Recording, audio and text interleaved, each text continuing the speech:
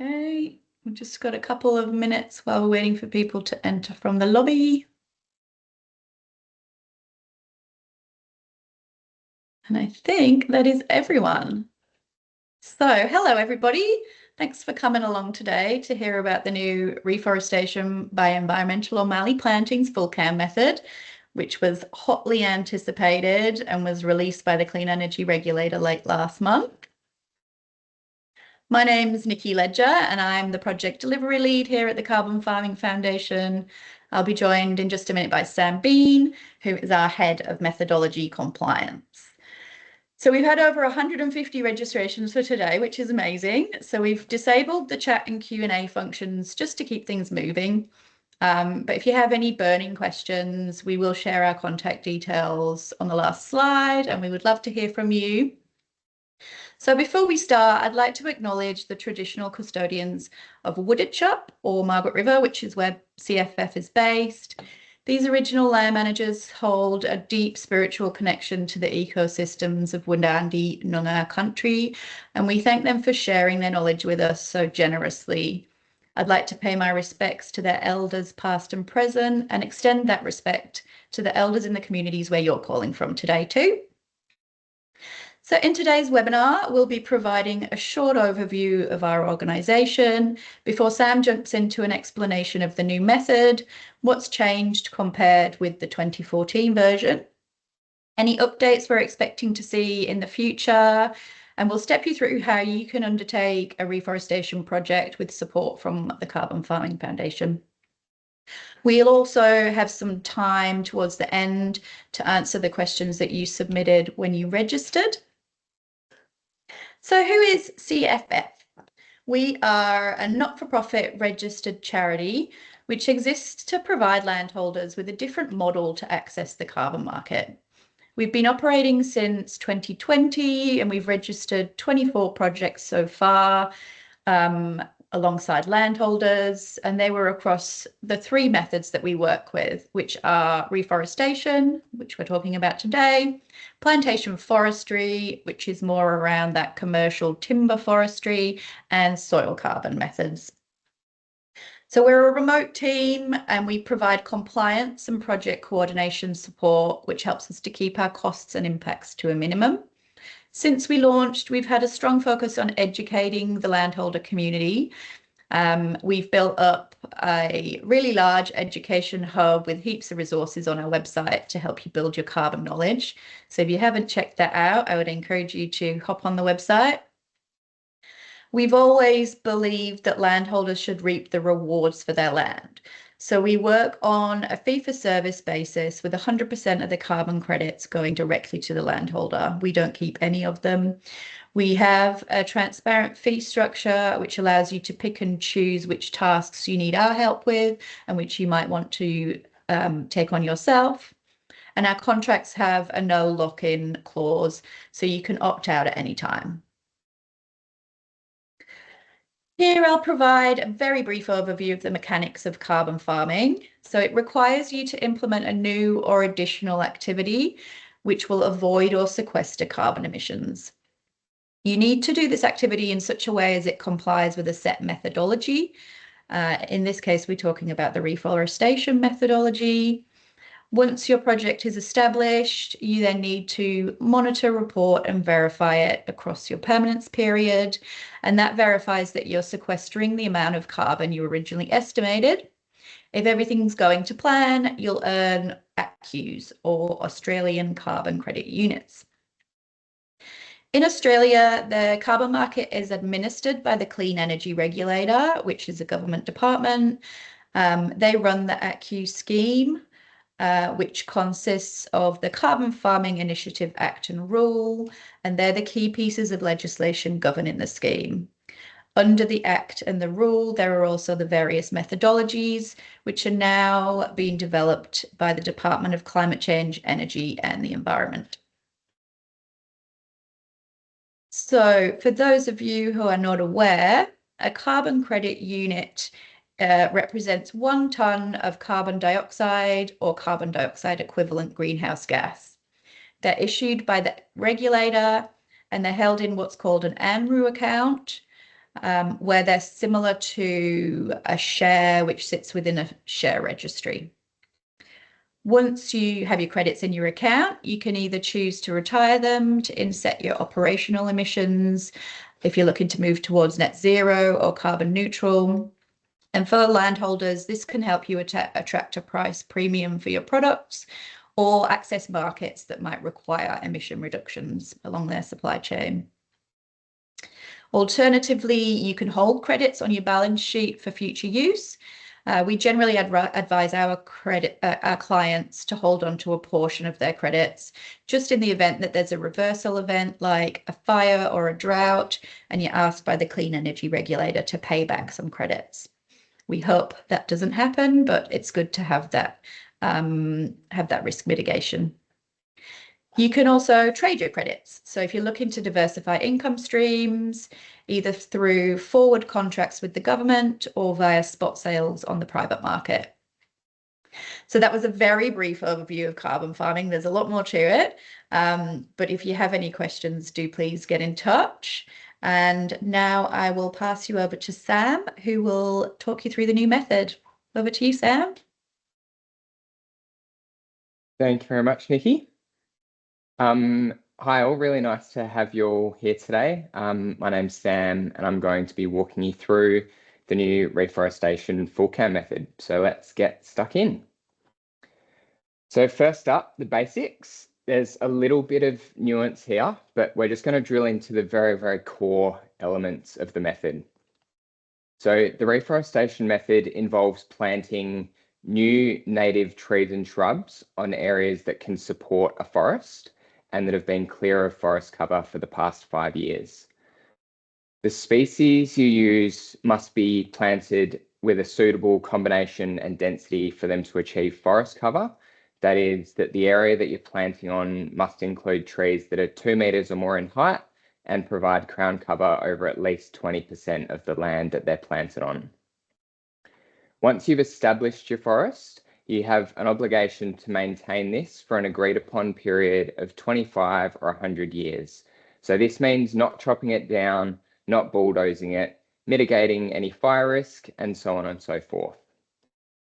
Now, if you follow the methodology, which is the rule book that Nikki mentioned earlier, you then model the carbon you've sequestered using a computer model called the Full Carbon Abatement Model, or FullCAM for short.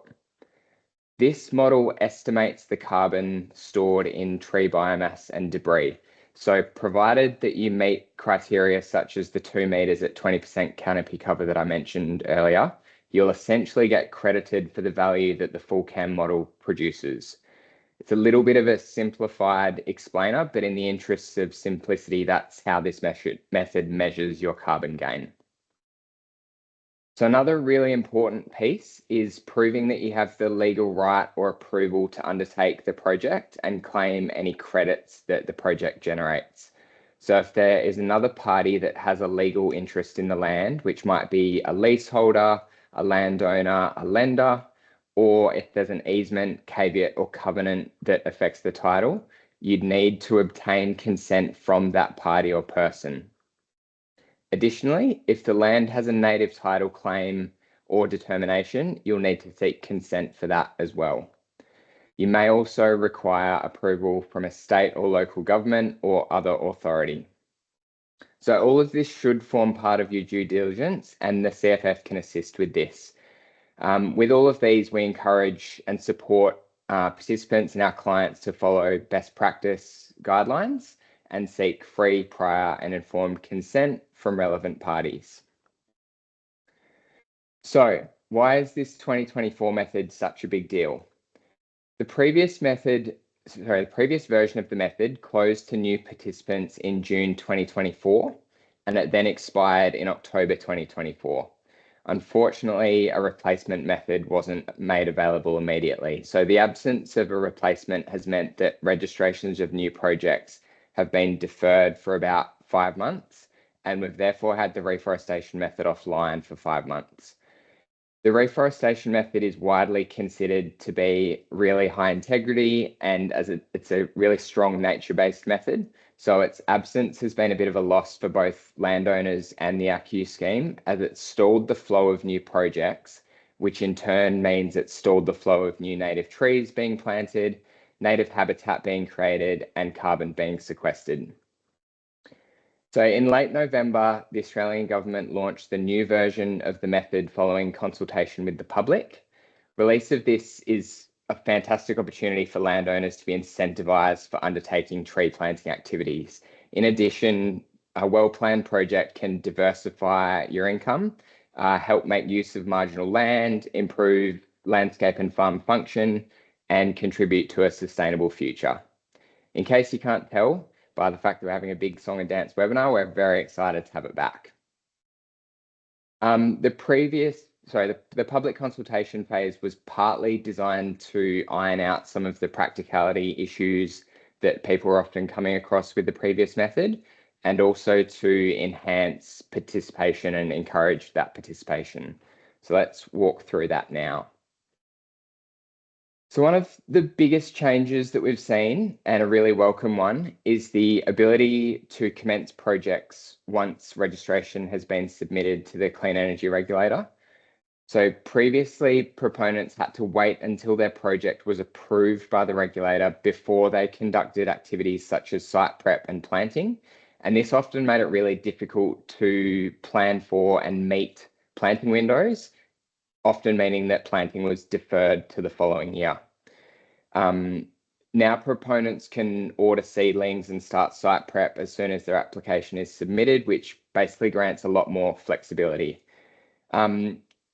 As project approval isn't guaranteed, there's a little bit of risk involved here, but strong due diligence can help mitigate this risk. Secondly, the method now requires the use of a reforestation management plan for project planning and record keeping. I'll touch on this a little bit more shortly. It also expanded the eligibility for infill planting, mainly surrounding when and how the planting of additional trees in subsequent planting windows can take place. So it's previously been a little bit of a grey area, so it's nice to have a bit of clearer guidance here. We've also seen spacing requirements for a lot of planting types relax to allow for greater distances between rows of planting, but also we've seen the introduction of a minimum planting density for these. The new method also permits the harvest of up to 20% of seed from project areas. This is expected to help address a bit of a national seed shortage that we're seeing at the moment. So a couple of the smaller changes, distances between grouped planting areas have been reduced from 1,500 metres to 250 metres, and the wording that's used to group these areas has changed from uniform to similar. So it's relaxed that a little bit to enhance flexibility. Essentially, what this means is that parts of the project design and reporting have been made a little bit harder and others have been made easier.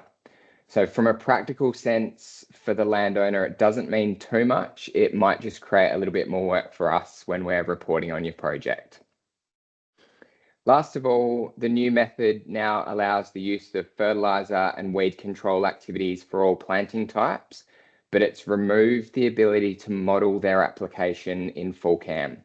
So the allowance of these events is a good introduction, but the removal of these from modelling means that there is slightly less opportunity to enhance the modelled carbon yields in FullCAM. There's also a few other items which we feel are still unresolved or still to come. We are awaiting some guidance around the new version of FullCAM, which is currently sitting in its draft phase. The release of this is likely to have some minor impact on carbon yields across each property. And whilst the new method uses the 2020 version of FullCAM, we're unsure whether the new version of FullCAM will be made mandatory for new and existing projects. We're also expecting some revised guidance for mapping reforestation projects. The current set of guidelines that we're using is now pretty old and a little bit outdated. And while some of the guidance around some planting types was updated in the new method, the guidance for old plantings still requires people to use the current outdated set of guidelines. Another item which we've had a lot of questions through for is around the alternative assurance measures. So this is the mechanism which essentially created the environmental plantings pilot, which was an option designed to make reforestation projects more financially accessible by reducing the scope of reporting and auditing. So this applies to projects that are able to meet a low risk criteria, the main criteria being that the project cannot contain more than 200 hectares of plantings. So this essentially helps small scale reforestation projects to be commercially viable when they otherwise wouldn't have been able to participate due to the cost of doing so. We do have a number of smaller scale landowners very keen on this after the success of the previous iteration that operated under the previous method. So this option isn't currently available, but the regulator is consulting on its reintroduction at the moment, and we think it is likely that that will be reapproved. So we've had a few questions come through prior to the webinar asking whether the pilot program is going to operate in the same way as it previously did. So basically, does the criteria remain the same? Truthfully, given this is being consulted on at the moment, we're probably not in a position to confidently answer this, but we don't expect too much to change if anything is to change at all. If you are a landowner in this sort of smaller size range category, please reach out to us and we can explore whether this might be a suitable fit for you based on the previous criteria that were in place. Last of all, nature repair market is another big one that we're getting a lot of inquiries about at the moment.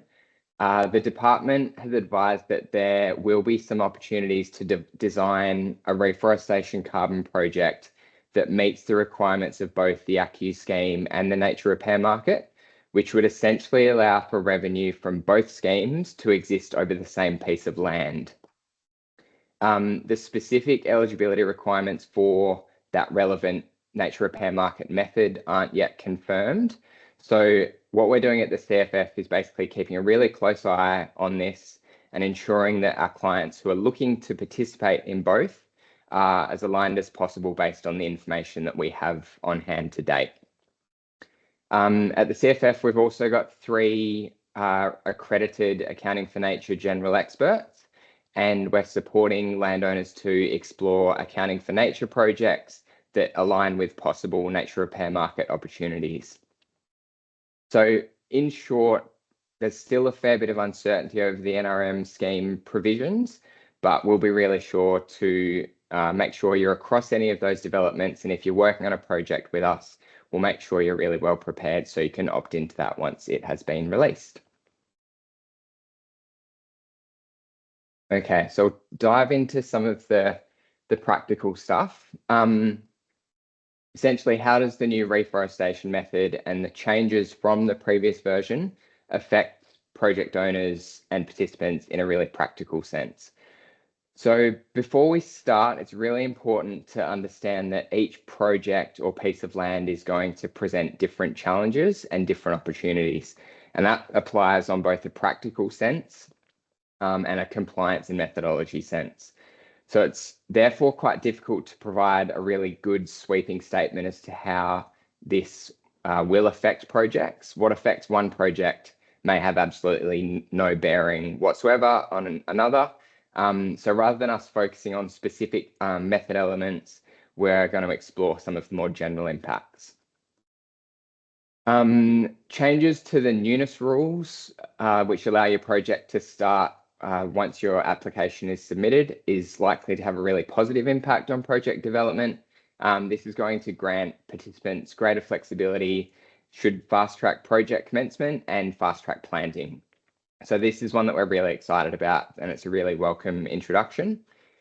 The requirement for a reforestation management plan to be submitted as part of project registration means some of the tasks will need to be brought forward in your project timeline. So this might involve a detailed expert site inspection and some more project planning and design. It doesn't add any extra work over the course of your project. It just kind of changes the timing of when you need to conduct that work. Again, this is a good introduction. We think it'll encourage a more best practice approach to planning and record keeping. However, it does mean that it may take slightly longer to get to the registration phase. As a whole, given we've got newness changes which allow you to commence your project activities earlier, we should still be able to fast track progress on ground, but you will need to account for development of the reforestation management plan. We can hold your hand through this process. It's kind of what we're here for. So last one, the changes to infill and spacing requirements. This probably means a need to require more consideration of these additional details at the planning and design stage again. So it may not affect every project, but it will have some bearing on most. It's kind of more in the domain of, I guess, our role as a service provider, and we're really across these new provisions, and it's up to us to basically make sure that you understand what those are and you can make really informed and compliant decisions in your planting design. I'll now quickly step you through what a reforestation project with the CFF looks like, and then we'll jump into some questions. So the first step in the CFF journey is to explore the feasibility of a reforestation project on your land. So we've come up with a few different options for tackling this to allow you to choose an approach that suits you or your team. So the first of these options is our Q&A presentation. So in this, we cover high-level eligibility, financial modelling, and a carbon yield assessment to assist you in understanding what the opportunity is for your farm. So with this, we encourage you to bring along any of your key decision makers and basically just fire a load of questions at us. We work with you to adjust any assumptions and inputs that we've made on the presentation and our feasibility assessment, and make sure that they're relevant to your scenario and suitable for your land. The other option we have is our tailored feasibility report. So this is a more in-depth document. It provides a detailed look at cash flow analysis, looks at eligibility, practical suitability, and we provide recommendations to enhance your project from both a practical and a financial sense.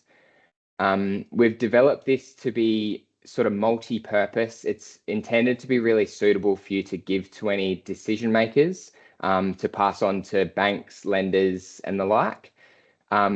It's also accompanied by our reforestation guidebook, which is a document that runs through the method requirements in a really simple and easy to understand manner.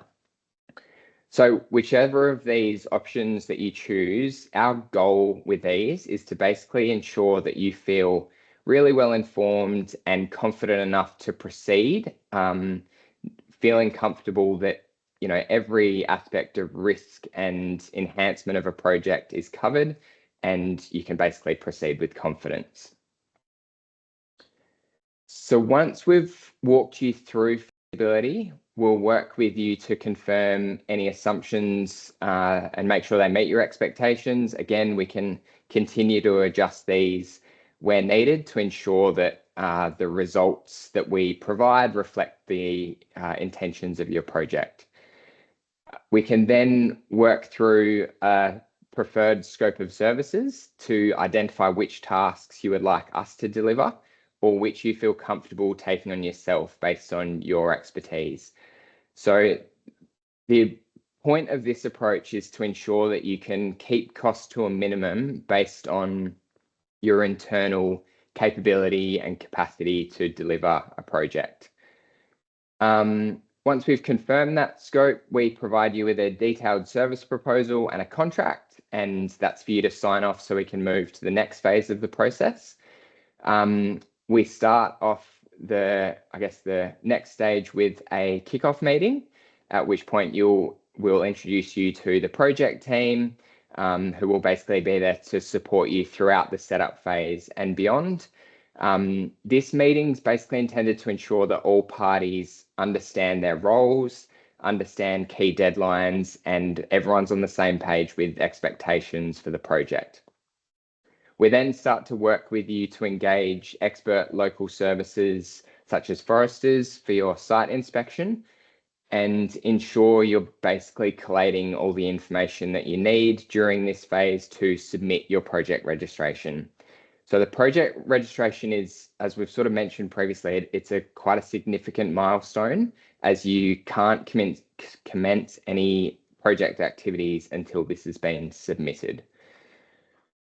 So just to walk you through sort of what the indicative project timeline looks like, we usually find feasibility stage takes around sort of 3 to 6 months. This involves some of the initial discussions to help us understand your project goals and also ensure that you're comfortable with the feasibility of the project. The next phase is the project registration phase. This is usually around 6 to 9 months, depending on how quickly we can pull together information and sort of receive that from you. This also includes a 90-day assessment period, which is required by the Clean Energy Regulator to assess your project application. So once that's been submitted, you can commence project establishment. So this can take a little bit of time, as you often need to wait for seedlings to propagate once they've been ordered, and then to schedule the coordination of site works and planting around sort of suitable climatic windows. In many cases, people might decide to spread their planting across the first few years of the project. This might be to spread the cost or the workload of doing so, or to basically ease themselves into the project and the planting actions. So once the project has been established, you basically enter a phase that we call the project monitoring phase. In this, where CFF is available to support you throughout, essentially on a fee-for-service basis. You likely probably don't need to engage us every year, but we like to keep a good open discourse, stay in touch to basically ensure that you're still across all of your obligations and that your project is progressing successfully. At intervals of up to 4 to 5 years across your 25-year crediting period, you'll also need to report on your project to the Clean Energy Regulator, which may also require audits that verify the accuracy of the reports that you're providing. So every reporting event that you conduct will trigger the issuance of ACCUs, which, as Nikki was saying before, you can then sell, hold, or retire. That's entirely up to you. So whatever stage of the project across this timeline, the team at CFF have ample experience and we're well placed to help support you throughout. In case you're not already convinced, we thought we'd better throw in some feedback from some of our valued clients. We have really strong relationships with all of these, and many of these have actually worked with us across multiple projects now. We work with a range of landowners, land managers, including smaller family farms, conservation-minded individuals or groups, utility providers, and a number of medium and large ag and forestry companies. Our Chief Operating Officer, Helena, reached out to all of our clients earlier this year to check in and make sure that we were maintaining our high quality service. The feedback that we got back was really positive and supported our belief and understanding that we're providing an approach that is meeting our clients' needs time and time again. Some of the common themes that we fished out from that were people really liked our fee-for-service approach, particularly where they wanted to be able to hold on to the ACCUs and not have to give those to the service provider. The fact that we don't have lock-in contracts was also really attractive. People often referenced our responsiveness, and one of the main ones was our ability to assist landowners to understand what are often quite complex concepts, so they can make really informed decisions for their project. So to date, we've supported a range of landowners to deliver nearly at 14,000 hectares of carbon projects across Australia. So we're working in a number of states. And with the introduction of the new reforestation method, we're already forecasting 2025 to be our biggest year yet. Again, thank you everyone for joining us today, and I'll hand you back to Nikki. Okay, thanks Sam for that excellent overview. So now we will jump into a few of the questions you submitted on registration. So the first one, Sam, is how do the changes to the methodology impact projects that are registered to the previous method? Right, so this is a good question. You can continue to operate under the method that you are registered under and not be affected by the new method. So however, if you do need to make changes to your project, such as expanding the project area, you will need to move to the latest version of that method. If there are differences between the two versions of the method, such as some of the changes to boundaries that we mentioned, there are some provisions within the new method that allow aspects that were created and addressed under a previous methodology to continue to apply under the new one. Sort of what we were saying before, it's hard to make a blanket statement, sort of to make a one size fits all sort of response to this. But if you do have any particular concerns about your project, feel free to get in touch.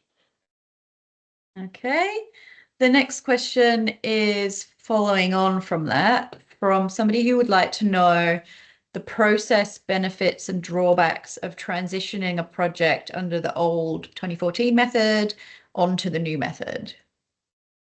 Another good one, another tricky one. In terms of process, to facilitate the transition, you need to submit a method variation to the regulator. It's something that we can help with. We've done this with a few other clients on a few other older projects previously. So certainly something we're comfortable to assist with. Benefits and drawback is a little bit of a harder one to answer. I guess because most of the changes that we've seen with the new method are for the front end of that project development phase. So things like commencing project activities earlier, or the reforestation management plan at registration, they're both quite early on, which I guess for an existing project under the previous method, you've probably already covered those. If I had to give one example, I would probably say that one of the benefits of transitioning is that it will allow you to expand your project area if this is something you're interested in, as you're not now able to do that under the previous method, given that has now expired or sunset. We're also under the impression, this relates, I guess, to one of the other queries we've had, under the impression that by moving to the new method, you'd be able to adopt a project start date that is later than what the 2014 method allowed, given that expired in October, and you basically couldn't have a crediting start date that was after the sunset date.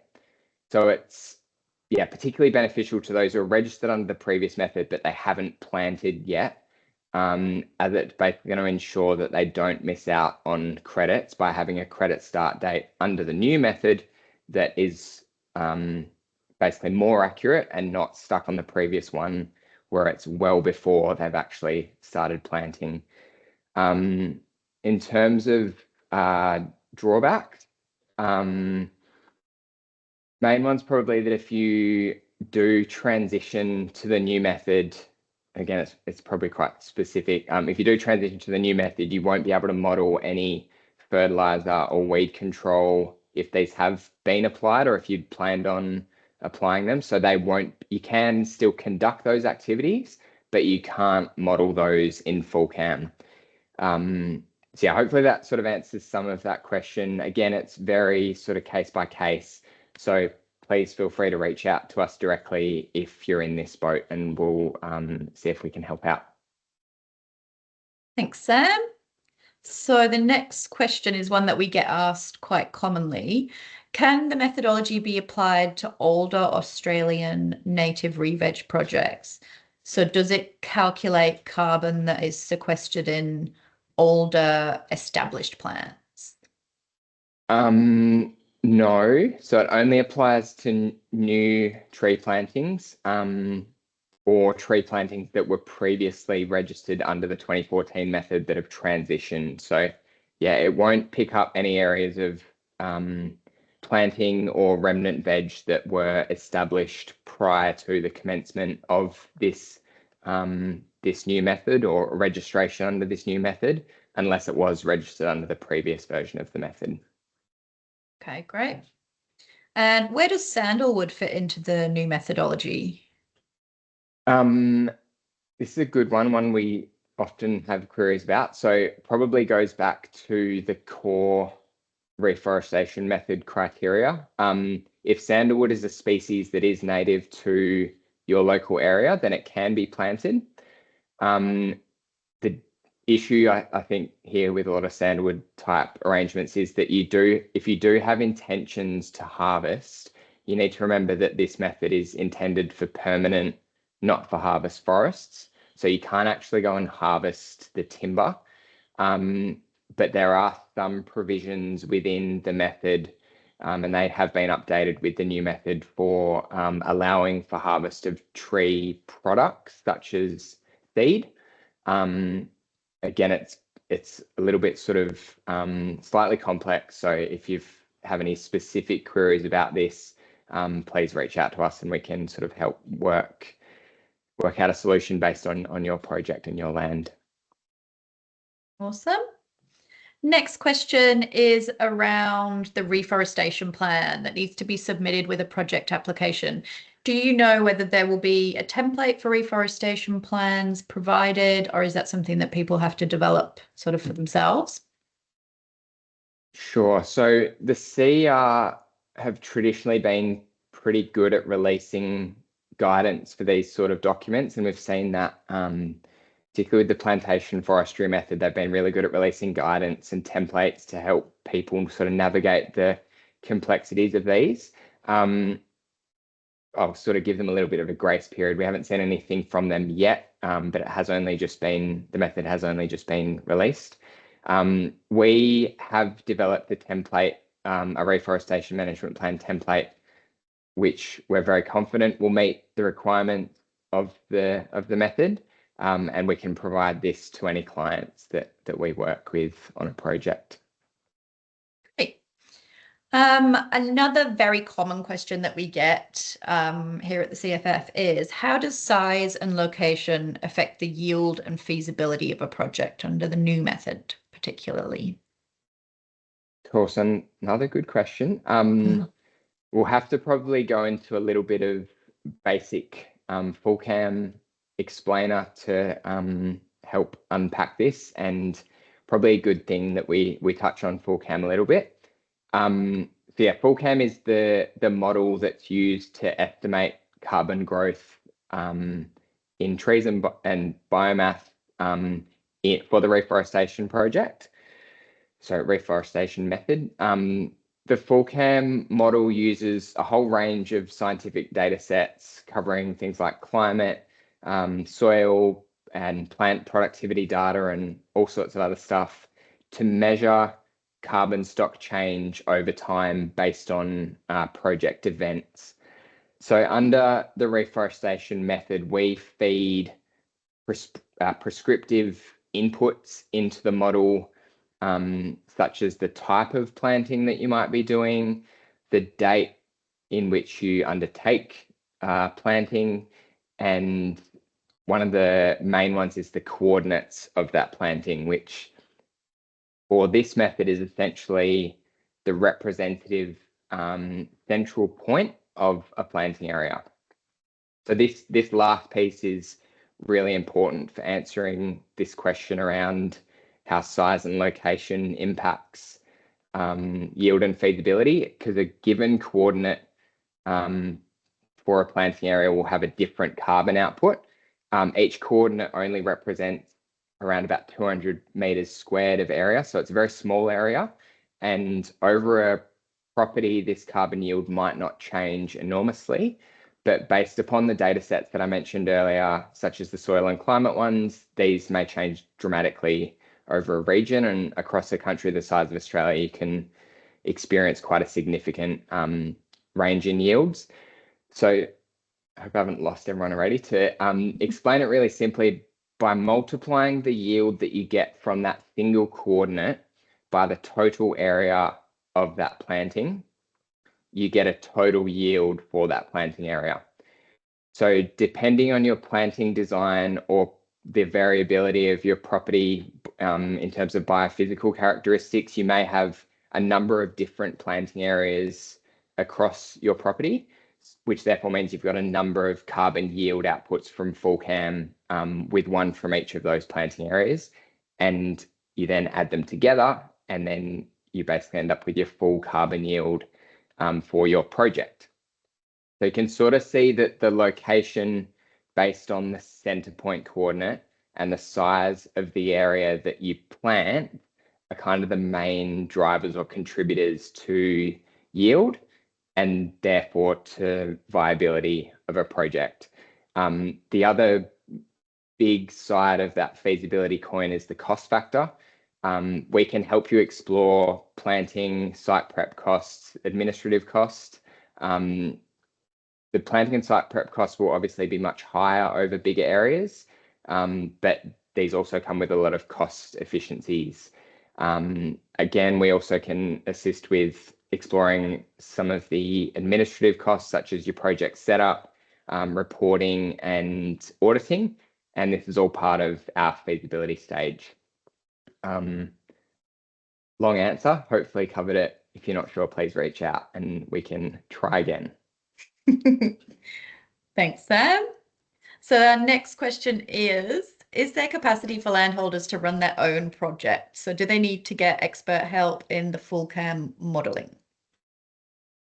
Yeah, so there is capacity for landowners to run their own project. The environmental planting pilot or alternative assurance mechanism that we mentioned earlier, we hope that's coming soon, is designed to be more user-friendly. So that's sort of one approach that can be taken to, I guess, take on capacity as a landowner to run your own project.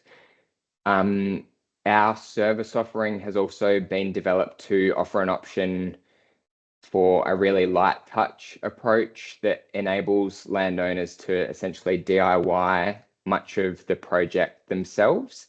And the CFF is basically then just available to offer support throughout that phase. So in terms of the FullCAM side of it, depending on, I guess, your capability, you may be able to conduct the modelling yourself. And the other big piece is probably the GIS spatial mapping work. So they're both things that you can do yourself, but in many cases, it's probably necessary to seek our support, I guess, for those more technical pieces. We can definitely help you work through whether or not you feel like you have the capability or capacity to do that. So to summarize that, the answer is probably that we recommend you engage a service provider such as the CFF to participate in, I guess, a support role at the very least, given that the technical nature of the method and so technical nature is quite important, and it's obviously really important that your project is going to be compliant. So it's good to have, I guess, someone to provide some support and oversight for a lot of that. And if you do have capability to perform some tasks yourselves, we can work with you to develop and deliver a more stripped back service offering. Okay, last question. This one seems like it's come from an ecologist. So will species consistent with plant community types and reference ecosystems be able to be sourced from drier, hotter provenances for climate resilience? So this one was included as part of the original draft, like a climate resilience aspect, and we thought that was quite a smart inclusion. However, it was sort of walked back because there was concerns that it might have some adverse environmental outcomes, such as introducing sort of non-native species and maybe having an impact on biodiversity. So that sort of hasn't been explicitly addressed per se. I guess the question sort of refers to those species which are consistent with local veg species, but they've been sourced from further afield, so they're not locally sourced. The new method requires the reforestation management plan to outline how the species that you've selected are resilient to expected changes in climate. And it also outlines that seeds must be sourced within the natural distribution of the species and appropriate to the biophysical characteristics of the area.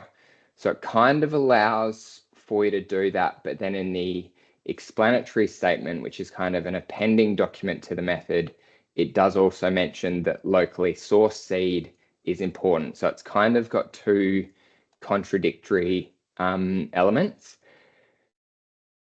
Long way of saying that I kind of don't think we're super clear on this. It's not one that has a huge amount of clarity given those contradictory elements. So it's one that we can look to take up with the regulator to get a clear answer on. Okay, perfect.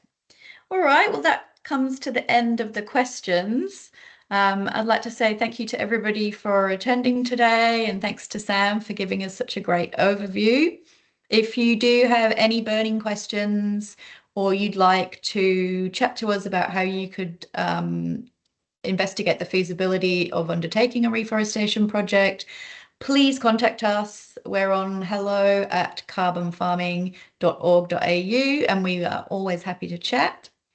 So thank you very much and enjoy the rest of your day. Thanks, everyone.